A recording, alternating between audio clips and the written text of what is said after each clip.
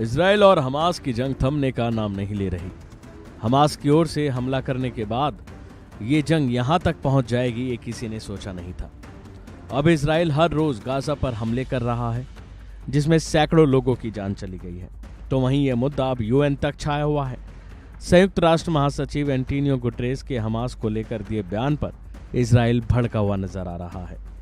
इसी गुस्से में इजराइल ने गुटेरेस को पद से इस्तीफा देने तक को कह दिया है।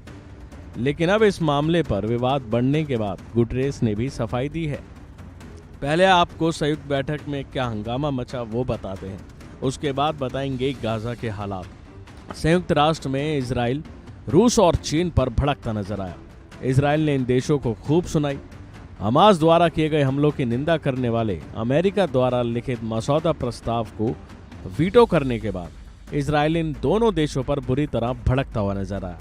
संयुक्त राष्ट्र में इजरायली राजदूत गिलाद एरदान ने रूस और चीन पर निशाना साधते हुए कहा कि अगर आपके यहाँ भी इस तरह का नरसंहार हुआ होता तो आप हमारी तुलना में कहीं ज्यादा ताकत से इसका जवाब देते।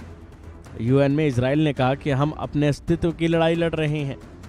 संयुक्त राष्ट्र महासचिव एंटोनियो गुटेरेस के हमास को लेकर दिए बयान पर इजराइल भड़का हुआ है। इसी गुस्से में इजराइल ने गुटेरेस को पद से इस्तीफा देने तक को कहा।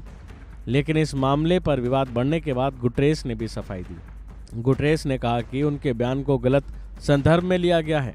मेरे कहने का ये मतलब नहीं था कि वो हमास के हमलों को सही ठहरा रहे हैं। संयुक्त राष्ट्र सुरक्षा परिषद के बाहर मीडिया से रूबरू होते हुए उन्होंने कहा कि मैं हैरान हूं, मेरे बयान का गलत मतलब निकाला गया, जैसे कि मैं हमास के आतंकियों के कृत्यों को सही ठहरा रहा हूं। ये पूरी तरह से गलत है। मेरा मानना है कि बातों को सही तरीके से रखना जरूरी था, खासकर पीड़ितों और उनके परिवारों के सम्मान में। तो वहीं बात करें इस जंग के ताज़ा हाल की, तो 19वें दिन इजरायली वायुसेना ने गाजा पट्टी पर फिर हमले किए हैं। इस एयर स्ट्राइक में सैकड़ों लोगों की जान चली गई है। गाजा खाली करने की वार्निंग के बाद भी इजरायली सेना ने गाजा पर हवाई हमले अब तेज कर दिए हैं। बात करें बीते 24 घंटों की, तो इस बमबारी में गाजा पट्टी में कुल 756 लोग मारे गए हैं, जबकि गाजा पर हुई हवाई हमलों में 6546 लोगों की जान जा चुकी है। मारे गए लोगों में 344 बच्चे भी शामिल हैं।